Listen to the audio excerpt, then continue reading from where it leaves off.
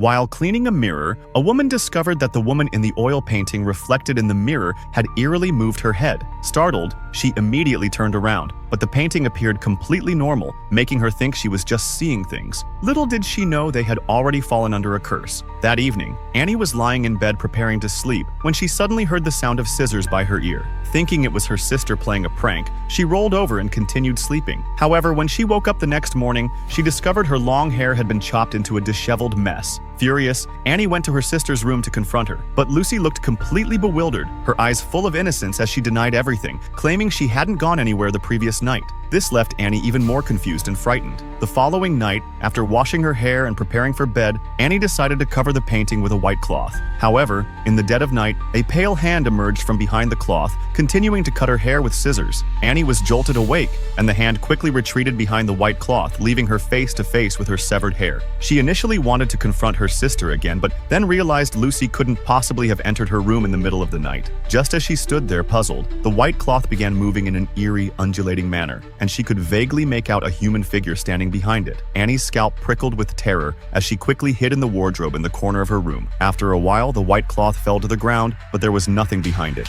Just as Annie breathed a sigh of relief and prepared to emerge, the sharp snip of scissors suddenly sounded behind her. The sinister figure had somehow appeared right behind her. Annie let out a blood-curdling scream, desperately struggling to escape from the wardrobe. Hearing their daughter's terrified shrieks, parents Jack and Lisa immediately rushed into the room. Seeing their daughter's horrified state and the scattered hair on the floor, they realized the gravity of the situation. Adam decided to get rid of this cursed painting. He attempted to remove it from the wall, only to discover the frame seemed fused with the wall itself, completely immovable. With his son's help, they barely managed to pry the painting from the wall. That night, Lisa was awakened by footsteps on the staircase. She tiptoed out of her room to investigate and saw a strange little boy running back and forth on the stairs before diving headfirst into another painting on the wall. She followed him to the kitchen, where the boy vanished into thin air again, but the basement door automatically opened, as if beckoning her downstairs. Just as Lisa stood there hesitating, the little boy suddenly appeared behind her and forcefully pushed her down into the basement. Meanwhile, the painting in her son's room began producing the sound of water, and then torrents of seawater came gushing out of it. The sleeping son was startled awake and curiously approached the painting to investigate. Suddenly,